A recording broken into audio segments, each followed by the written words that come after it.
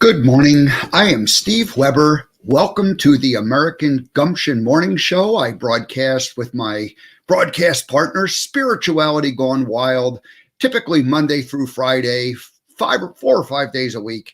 And it goes live from 10 to 11 a.m. Eastern Time, 7 to 8 a.m. in the Pacific. And you can also watch these shows on all of the Spirituality Gone Wild channels, but also on the American Gumption Facebook page and the American Gumption YouTube channel. So welcome to Thursday, January 28th, show number 116.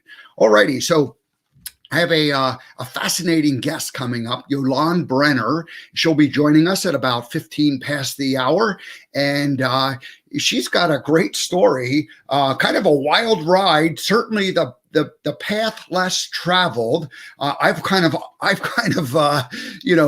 talked about my life being the path less traveled, and certainly Yolande and I have that in common, in that we, traditional lifestyles or traditional things, ways of doing things, not so much. So anyway, that's a fun conversation. I'm looking forward to it. She's a wonderful lady, and I'm excited to get into some of the whole her story, but more importantly, the evolution and the journey beyond, her story of joining a cult. Yeah, we'll leave it at that. How's that for a tease? Alrighty, my monologue is going to be, it's titled Search for Meaning, and it's a kind of a combination of what Yolande and I will talk about today, but it's also, I'm going to, pick up on the themes from a couple weeks ago when I spoke with Doug Nielsen, and we talked about Viktor Frankl's book, Man's Search for Meaning. So it's kind of a takeoff of that, and I'm going to use some of the Viktor Frankl quotes. So that'll be coming up in just a couple minutes. So let me tell you what's happening tomorrow and next week. So tomorrow I'll be broadcasting. I'll be doing a show, but I don't have a guest scheduled, so I'm probably going to just do a monologue, and we'll have a shorter show here on Friday tomorrow. So that's okay. That's always a fun day, and I like those days. So that's the plan for tomorrow. Subject to change. We can always change our mind here at the American Gumption Show. Now, next week, Monday, Joan of Angels. She's going to come on and do the last segment on Monday. We have, her joining us once each month. She is part of Spirituality Gone Wild and part of the Untamed Club, our membership site. So we'll be checking in with her then. And I may do extended monologues or some other segments. Still to be determined. Tuesday, Angie LaRue comes back and joins us once more. We'll continue her story, her incredible path less traveled story. So that's on Tuesday. Wednesday is Nikki Roscoe. She is also returning. Nikki hasn't been here in about 6 weeks, and so we're excited to welcome Nikki back one more time. She's been a regular guest, appearing about once a month on the show, comes to us from London. And Malika Paranosik, she is a composer and out of New York City, and she is going to join us on Thursday and talk about the work she's been doing. So that's going to be a great conversation. Alrighty, so that's it. Let's go ahead and shift gears. Let's go ahead and get into the search for meaning. I'll change my banner there. There we go. So a couple of weeks ago, I had Doug Nielsen on the program, and we talked about the life, the philosophy, the book written in 1958 by Viktor Frankl, or maybe 1959, and A Man's Search for Meaning. And obviously, it was he was doing his own life story in it, but we'll make it just search for meaning, really, because that's what, whether you're a man or you're a woman, we're all searching for meaning in this life. I'm going to go ahead and do a screen share. I've got a couple of quotes I want to share with. Whoops, let's see, where did that get to?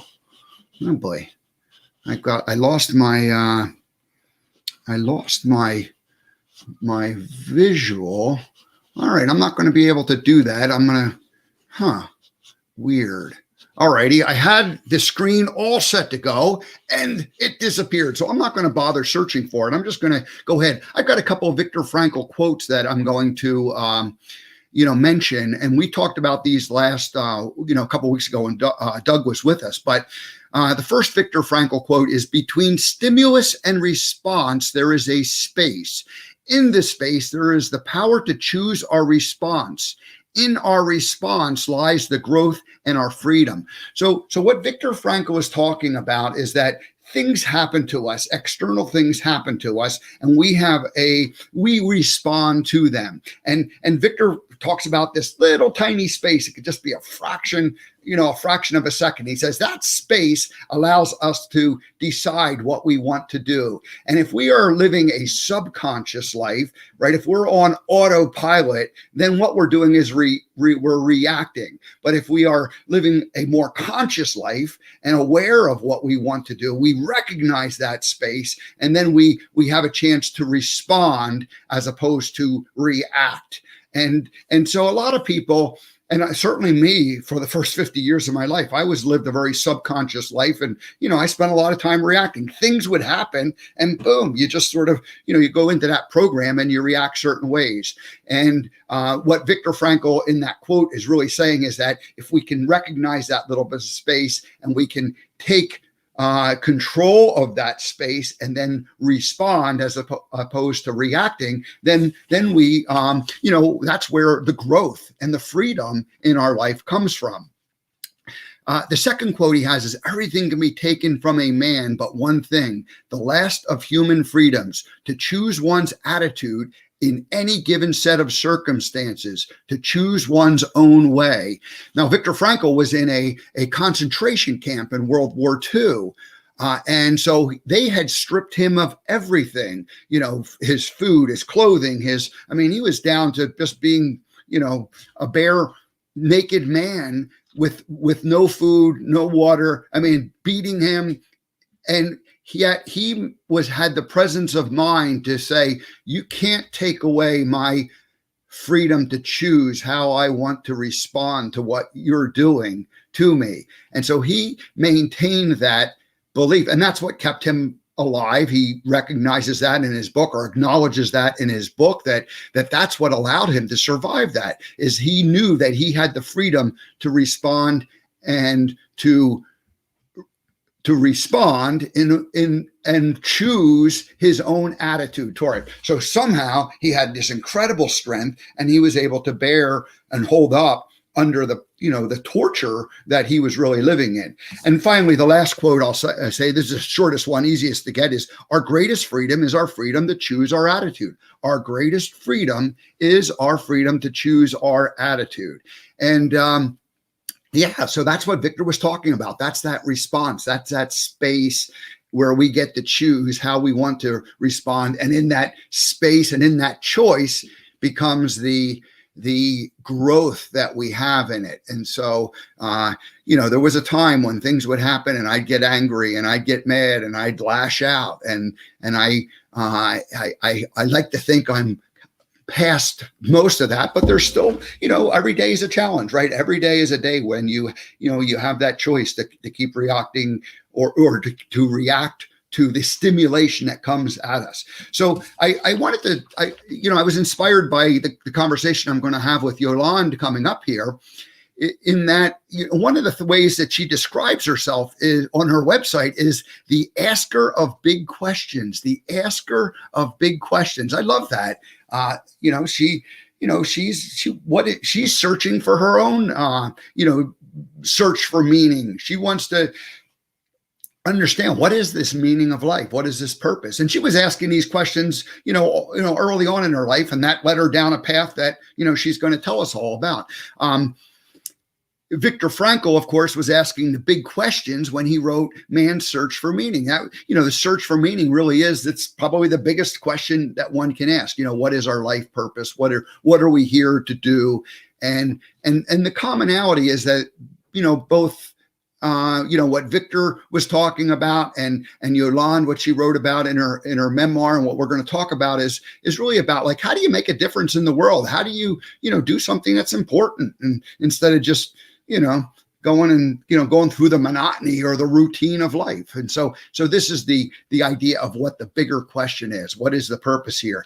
Now, because of my Forrest Gump connection, I'm going to, refer back to the movie here. And this is the way I would always end my keynotes when I talk. Is I would show the scene where Forrest is talking to Mama on her deathbed, and Mama's just sort of, Forrest, we see him like rush home and get up into the room and sit down in the chair, and what's wrong, Mama?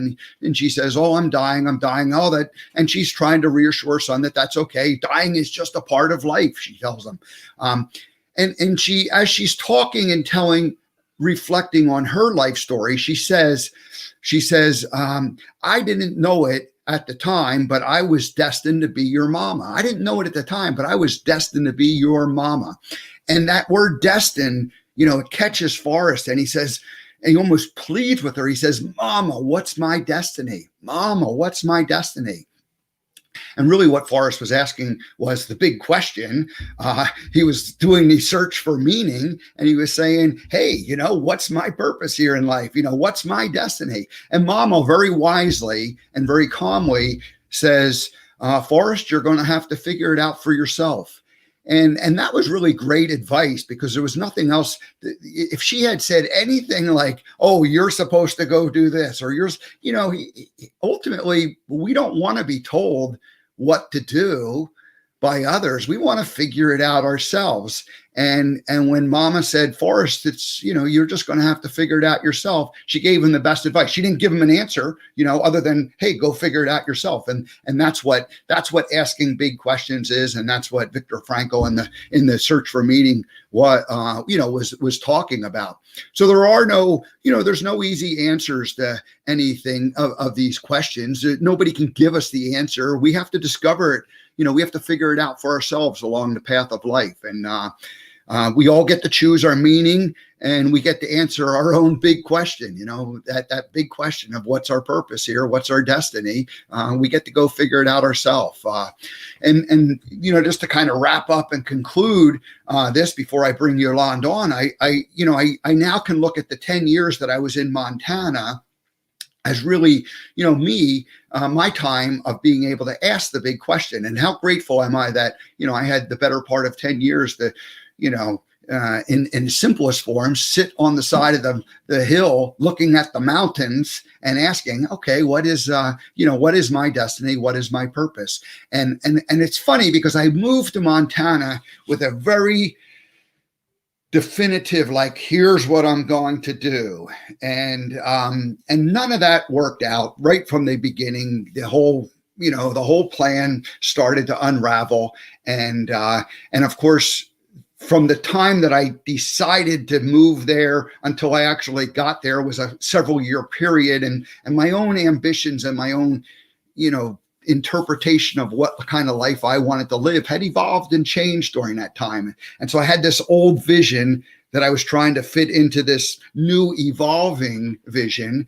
And then, the 2008 stock market, the housing crash, and, everything, kind of went haywire at that same time that I was in the process of getting there and reestablishing it. So all the plans that I had kind of went out the window right at that moment. And then I had to come up with new ones. And so fast forward 10 years later, when I finally said, I'm out of here. And it wasn't like I'm out of here, like I can't take this place. It was more like I was out of there because the work that I had come to do in Montana was finished. While I don't want to claim that you ever have it all figured out, I had gotten to the point where I went, okay, the reason why I came here, the reason to sit here and stare at the mountain and figure out what my destiny is, I had reached the conclusion, and that's where I am with the American Gumption Project and out on the road, for the next couple of years. So that all came. And I remember the last thing I'll say about all of this is I remember telling a real good friend when I was leaving, and it was kind of the only person that I was a little nervous about telling, because he was committed to the area, and he had been my best friend and my advisor and, just a true confidant that guided me throughout the entire time that I was in Montana, introduced me to people, helped me become part of the community. And so I told him that I was leaving, and he said, "Oh man," he was disappointed. And then he said, "I feel like you're running away." And I didn't say anything. I allowed that little space that Viktor Frankl talked about, and I didn't say anything. And I recognized that he was just, disappointed that, his friend was leaving. And so I didn't say anything. I went home and I thought about it, and I was like, am I running away? And am I really running away from it? Am I giving up on this dream? And what I realized is that, the dream had kind of, 10 years earlier passed me by, and I was living that last 10 years trying to, figure out what to go do next, as opposed to that dream. And so the conclusion I came to was that, no, I'm not running away. I'm running towards the American Gumption Project, which is what I'm out there doing now. And that it just wasn't, I wasn't able to get there to the American Gumption Project from I wasn't able to get to where I wanted to go from there. So it was time to leave there and go back out into the world.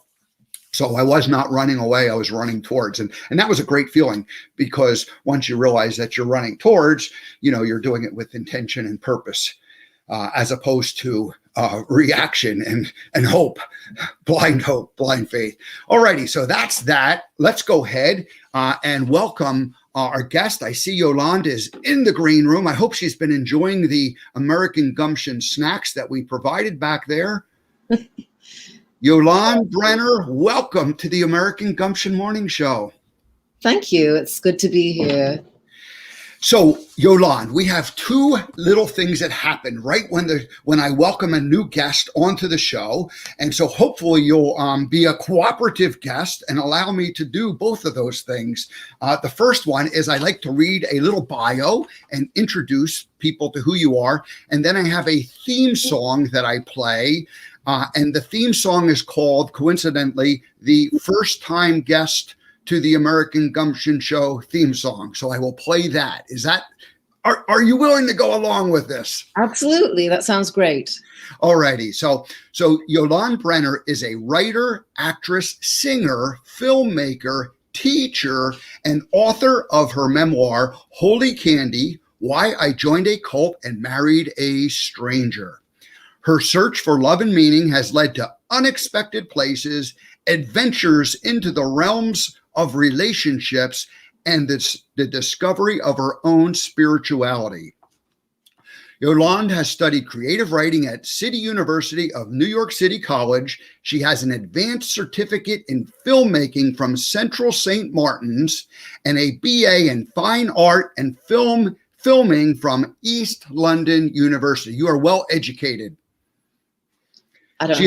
She is a media and communication professional skilled in memoir, camera, film, documentaries, and editing. It's safe to call Yolande a creative. I'm going to call you a creative, Yolande. Is that okay?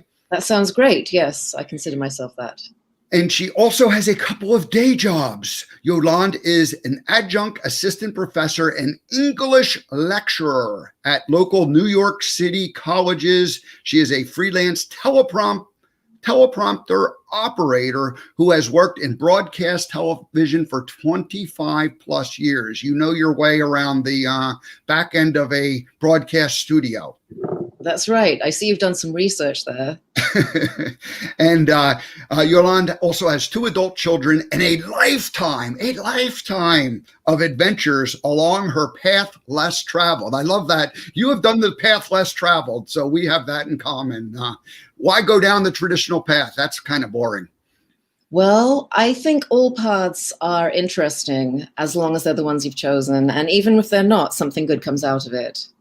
All righty. Well, very good. Well, we're going to get into all of that. Yolande Brenner, welcome to the American Gumption Morning Show. Let me go ahead and play this theme song, and then we'll get into our conversation.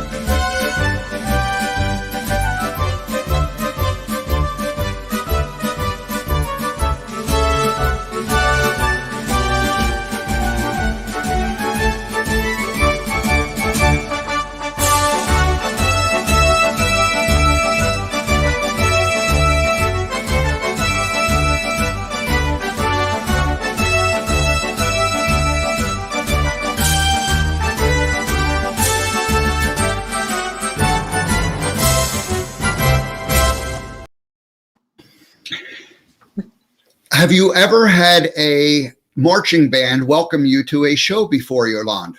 That is a first. Absolutely. Very nice. Thank you. All righty. Well, good. Well, welcome. We're glad that you're here. And we're just gonna have a conversation. We're gonna talk a little bit about your, we're gonna obviously start out with the the book, your memoir, and you're about almost 20 years past when this whole we'll call it kind of crazy chapter of your life went on. So let's just go ahead and kind of start, jump into the beginning of it. You're somewhere around 1990, you're just finishing up at the university in London, and you're at this point where you're like, I want to do something special in my life, but you're, like all of us, or like many of us at certain points in time, we go, what is my purpose in life? What am I supposed to be doing here? And you ended up meeting someone who, introduced you to the Unification Church. I mean, what happened back then? Where was your mindset, and, what was going on when that all began? As you say, a lot of people around that age do look for those answers to those big questions. And I was actually working on a documentary with some friends of mine, Fiona and Sarah. We were making a documentary called Soul Searching, and that was how I met this person who was in the Principal Life Study Center. But I think that I really was doubting that I was following my true path, because I always felt like there was something missing. There was a member of my family who had a serious mental illness, and it made me wonder what a person really is. You are born into a certain place. People expect you to do certain things and accomplish certain things. And I think there comes a point in everybody's life that when they wonder, is that really what I'm here to do? I guess you could call it a quarter-life crisis, though. Some people talk about that when you're coming up to your mid-20s and you wonder, is this really the path that I'm supposed to be following? And another part of it was that I always had an ideal of having a true eternal love or a real romance. I was raised on fairy tales and romantic novels, and I found that the reality was very different. And I was passionately in love with a man that I had been in a relationship with for several years, and it wasn't working out. So when we met this person at the Principal Life Study Center who said that he had the answer to what true eternal love was, I was really hooked. When you your life up until that point, did you feel like you're did you feel like you had a lot of choices in terms of like going off to university and studying theater and film and that whole thing? Did you were you feeling like you had options and choices up until then, or were you kind of like pushed along the way, so to speak? And I guess I'm wondering your mindset. Right. Well, honestly, Steve, I felt like I did have choices. And even before I joined the church, I made some choices that people didn't think were the best choices. For example, I think that a lot of my family members would have liked me to pursue something more academic or scientific, but I left school early to go to art school, which I felt was a good choice. I already had left home quite young, around the age of 16, to go and pursue my dreams of being an artist in London. And I actually had a lot of opportunities when I was a young woman. I was invited to model in pop videos by the Smiths and Boy George and in magazines. And I was even in a couple of movies. I was in a Peter Greenaway movie and a Derek Jarman movie. And I felt like, at the time, I felt like I would always have those choices. And in fact, I felt like the world was limitless to me, to be quite honest. It's interesting because it sounds like, the family was supportive, but at the same time, they probably would have preferred that you became a doctor or some kind of a academic, scientific pursuit. And this whole artsy thing, this creative lifestyle that you wanted to go pursue was, a little bit far out. Did they think that, was your relationship with them strained at that point, or was it, they were just accepting of it? Because I know that once you kind of joined the church, then it became at least a, more of a strained relationship. So before that. It's complicated because my family was already separated in some way, and I would say that perhaps one half of them wanted me to pursue that academic lifestyle. But my mother is, in fact, an artist herself. And so for her, she was a big dreamer, and I don't think that it affected our relationship that much. Certainly, after I joined the church, I wasn't supposed to be in contact with my family or friends at all. Great. Okay. So then, I've got some pictures. Maybe I'll just throw them up then, and then we'll let you tell the story as it goes along. So give me just 1 second. We'll do this. Okay. Do you want me to do a bit of narrating here, Steve? Let's see here. There we go. So yeah. So there is a picture of you and the lucky groom. That's right. I don't think he thought he was that lucky at that time. I think he was almost ready to run away. We'd met a few days earlier to Korea. So that's us in the middle of the Seoul Olympic Stadium in the 30,000 couples wedding. This is in 1992. And this picture is taken after people had started to empty out. We are newly married, not allowed to consummate our marriage for a couple of years after that. But there we are. The happy couple. I did not realize. I was thinking this took place in the United States. I was thinking it was like Yankee Stadium or something, but they flew you all over to Korea to have the wedding. Absolutely, they did, and we stayed in the Olympic Stadium, where there was a dorm-like situation. There's the North American team. The next picture you were showing. This is the team of people that I spent most of my life with in the U.S. Well, about half of the men and half of the women there. Some people I was very close to, day and night. We lived together, we slept together, we ate together, and we're all newly married there to people that none of us know. And then here's you in a moment of joy on your wedding day. Right. Yes. There I am on my wedding day in our matching dresses. We all had identical $100 dresses there.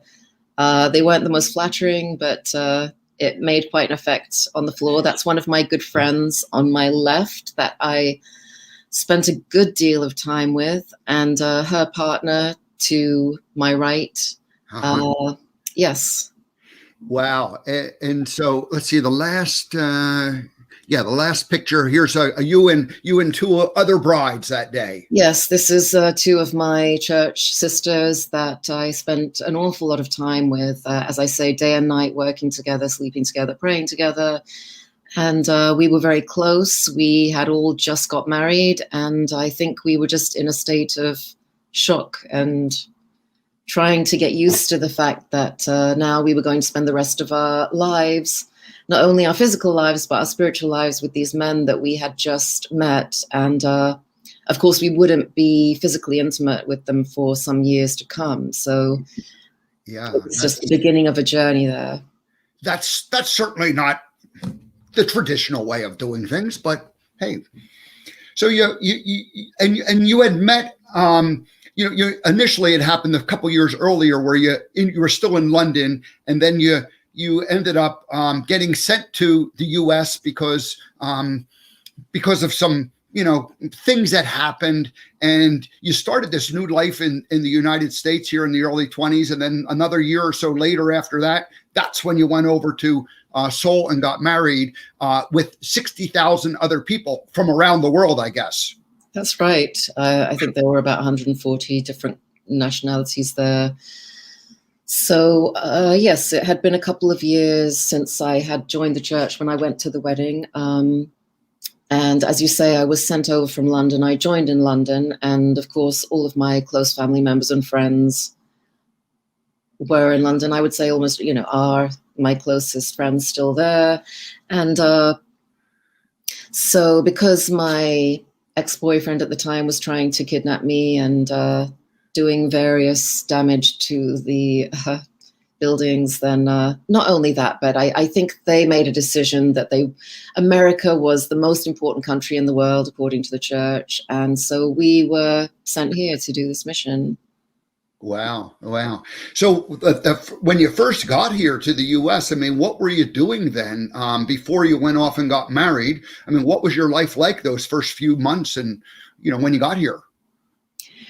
I want to make this sound interesting, but honestly, my life in the church was a mixture of two things. One of them was begging for money and selling small items for money to give to the church that I would go out and do every day, and trying to get people to join the church. And though that was what I did all day, every day, and that was it. That was my life in the church. Here's a let's see if I can. Here's a picture of. Let's see if I can do this properly. There we go. This looks like a holiday party, but it also looks like maybe what you were doing on a daily basis, just like hanging out, like places, trying to draw up attention to to the cause. Right. This was the Brooklyn Church Center with some of my good friends there, my brothers. We were trying to draw people into these meetings. They always had a different name. The Women's Federation for World Peace was, of course, a part of the Unification Church. And we would provide food and bring people in from the neighborhood. And yeah, that was one of the things that we did on a regular basis. There I am at a church meeting. I'm on the right. That's one of the higher members of the church. It's a little blurred there. Yeah, and then here it looks like you're preaching the good word. That's right. There I am preaching the good word, trying to persuade people to join us. Not doing a very good job, I think. And here's your you mentioned the peace, Women's Federation for World Peace. I mean, hey, who doesn't want to, who doesn't want world peace? I mean, this all sounded like a good cause and worthy. Absolutely. Yeah. That's right. Who doesn't want world peace and eternal true love? But we had good intentions. Yeah. So you go and you get married, and 2 years pass, and now you're allowed to consummate the marriage, and then you have a couple of kids, and you're this is all you're back in you're back in New York living your life, and now you have these couple of young kids, and it sounded like your husband was more committed to the church at that point than you were, and you became committed to these kids. I mean, you said, like, I'm their mother. I need to raise these children properly. And it was more fun for you to raise your children than it was to do what the church wanted you to do. Is that a fair assessment? I would say that I was committed to the church at that time, even though I wasn't as actively spending all day fundraising or witnessing. I still was dedicated to the church, dedicated to the marriage, and I absolutely had made my decision that I was going to stay in that marriage forever. My husband had some other ideas about how we should live our life at one point. He moved us all to his hometown in Ecuador, and he wanted to set up own ministry there for the church, which I found very difficult. So I think that I was dedicated to the church, but of course it was more fun to spend time with my children. I didn't send my children to the church schools or the church daycare. I sent them to public schools, and at a certain point, my ex-husband now just decided that it wasn't going the way that he wanted it to go. And I'm not sure how to define that in a useful way. Right. Are you still? I did not know about Ecuador. You're living in Quito or somewhere like that? We lived in a place called La Moya, which is in the mountains near Chimborazo. Okay. It's very beautiful. It was a big transition. It was a big change to make. It was a place where at the time there wasn't always clean water. We had to go and collect it from a running stream.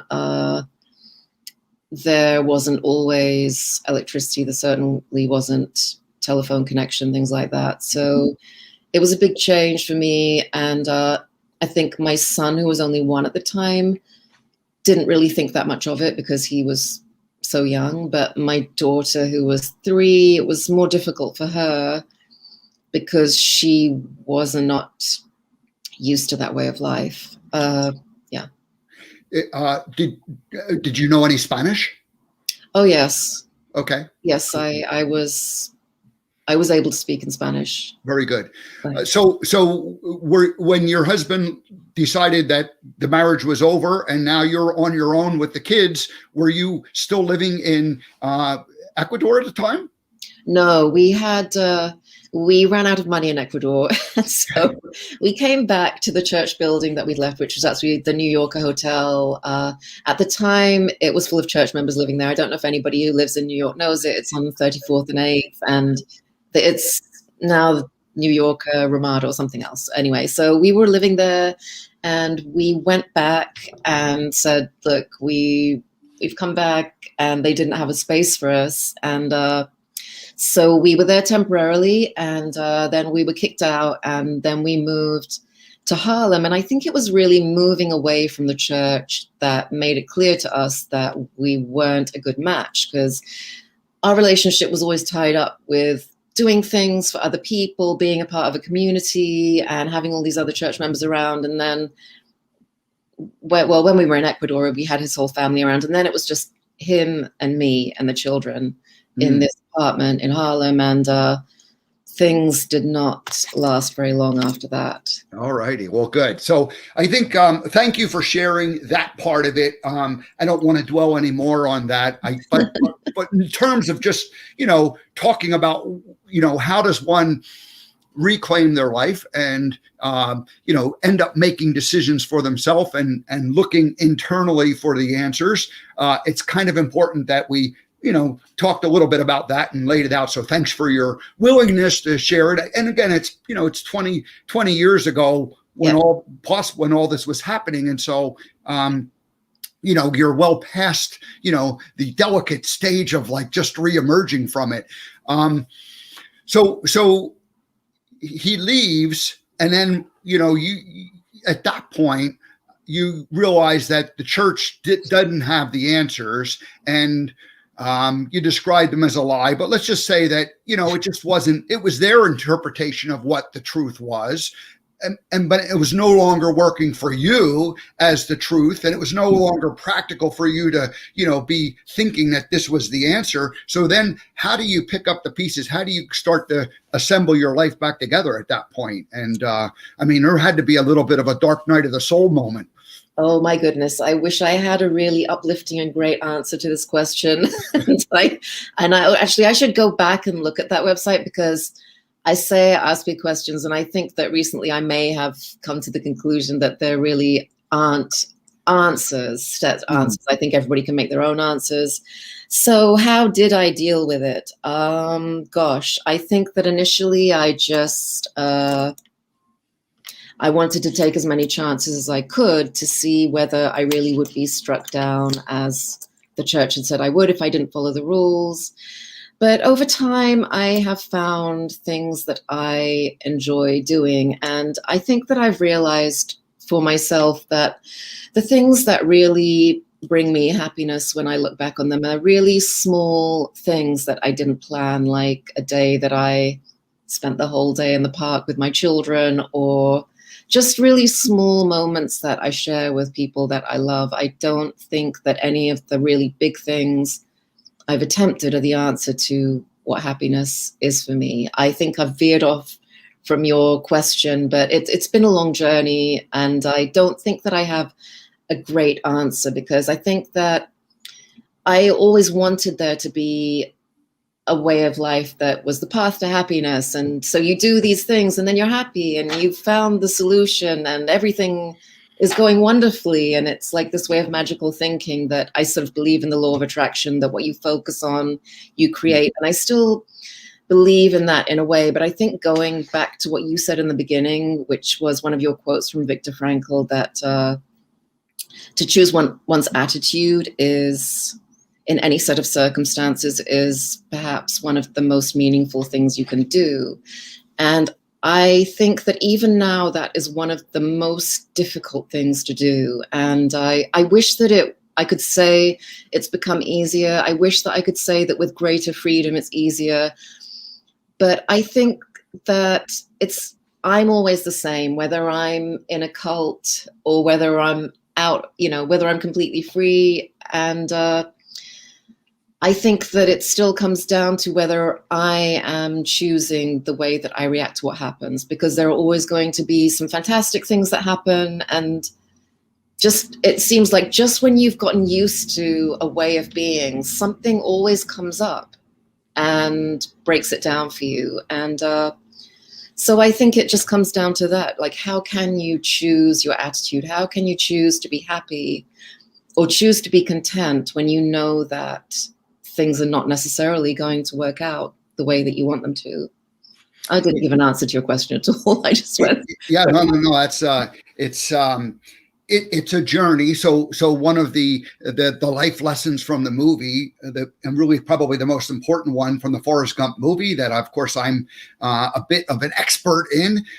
It said it's just a journey. It just keeps going, and you never get anywhere. And the whole story of Forrest Gump is just his life. He just travels from episode to episode to episode, and I've used that teaching as a way of, like, we go through different chapters and we evolve to the next chapter, and then we learn to live in that chapter, and then we evolve to the next chapter. And of course in the movie, Forrest seamlessly moves from one chapter to the next, and in real life it's more difficult to move from one chapter to the next. And that's the challenge. That's the part of being a human that we are all dealing with and learning from.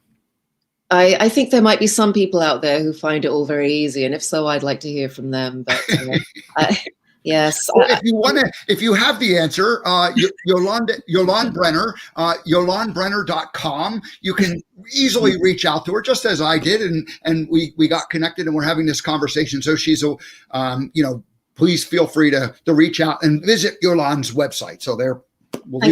Thank you. Yeah.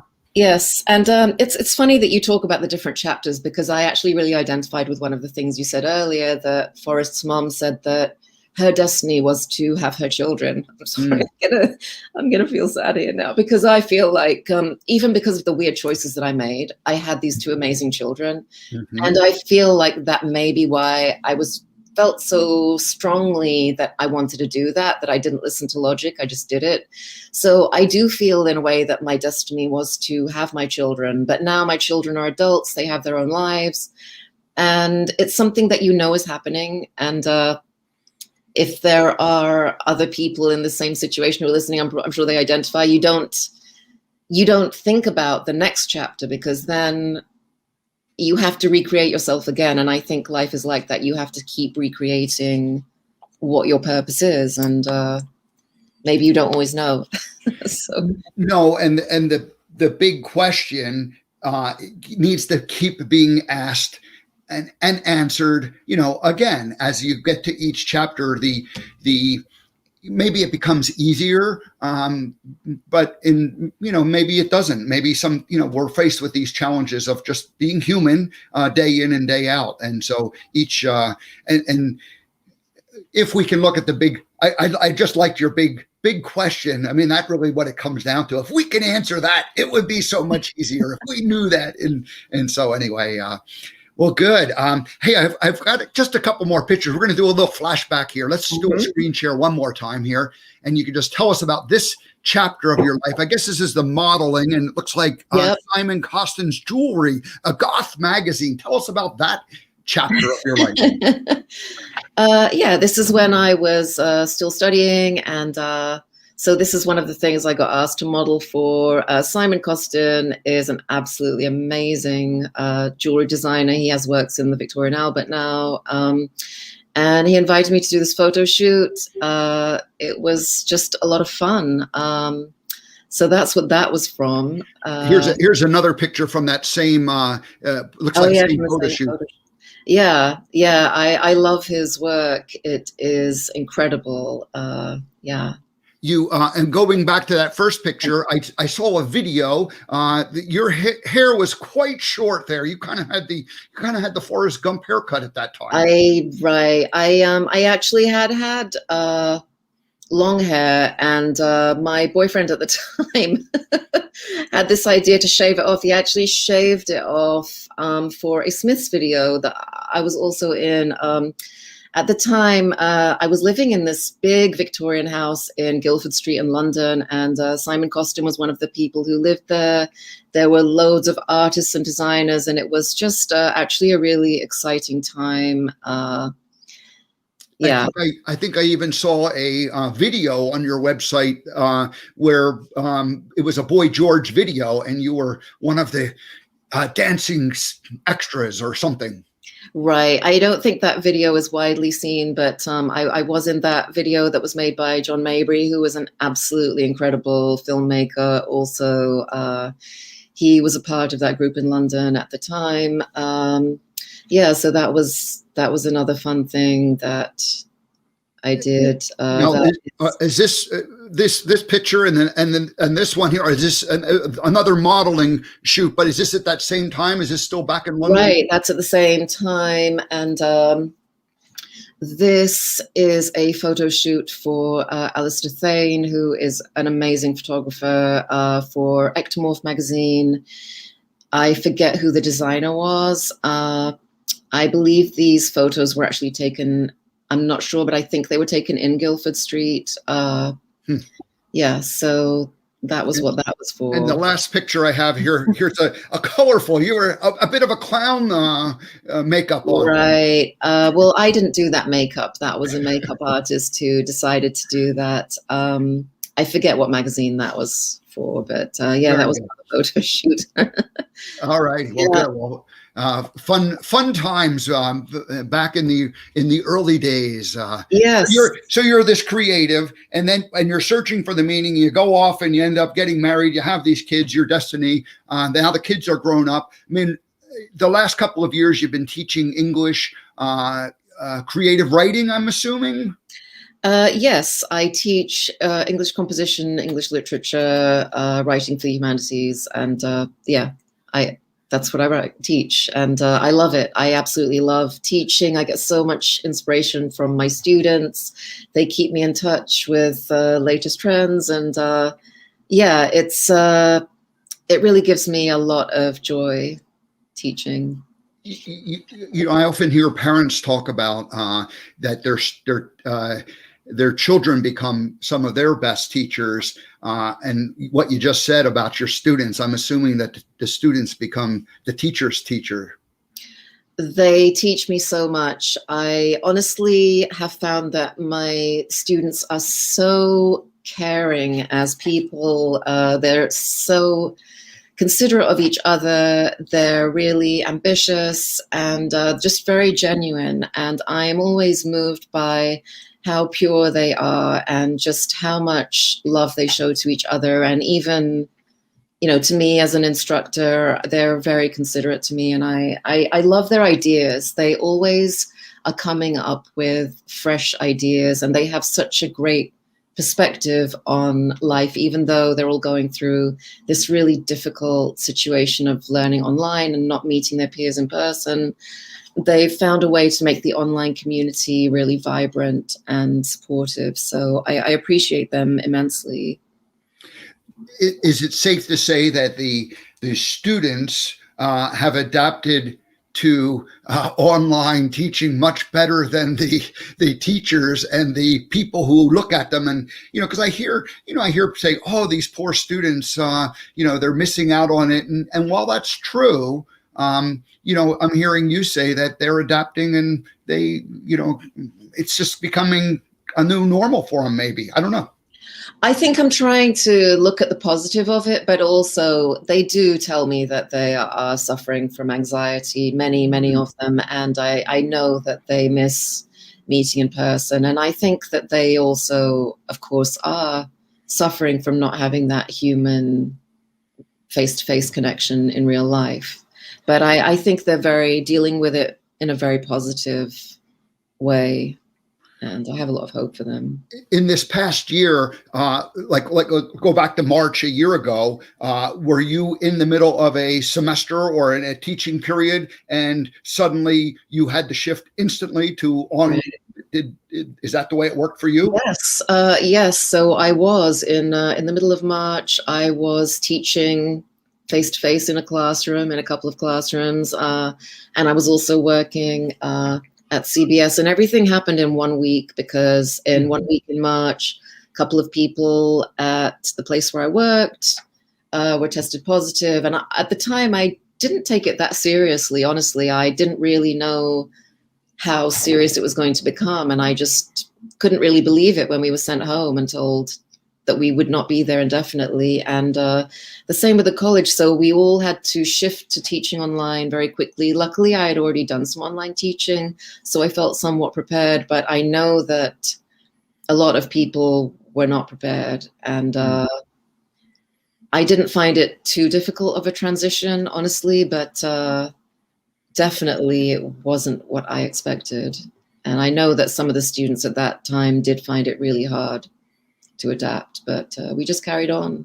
You've and then the other thing that you do professionally is teleprompt operator. I've never met a teleprompt operator before, and maybe just tell us what that's like for people who wonder. Well, we have an image of what that would be like, but what does a teleprompt operator do? How does it? Okay, it's an interesting job. So a teleprompter operator really just scrolls the script for the news readers, for any kind of talent, for a talk show or a sports show. And I got into the job almost by accident because although I did study film and television, the Unification Church had a television studio that they started around 1991 in the New Yorker Hotel. It was under the guise of Manhattan Center. And so they had a 24-hour news talk television show. And at the time, they asked me to do it because I had some experience of TV, and also I was a good typist. And I didn't intend to do it. But here I am 25 years later, and I'm still doing it. And it's an interesting job. It's fairly straightforward, but it is a skill. People don't think about it, but as a teleprompter operator, you have to be able to really focus in a very hectic environment, focus on what's important, which is what the producers want, how they want the show to go, and what the talent themselves are thinking and heading to next. And you almost have to be a bit of a mind reader to know what's going to happen next sometimes in a live situation. But yeah, that's what a teleprompter operator does. Yeah, one of the things that I've heard, and this is more like from a political environment where you have the candidate who's talking.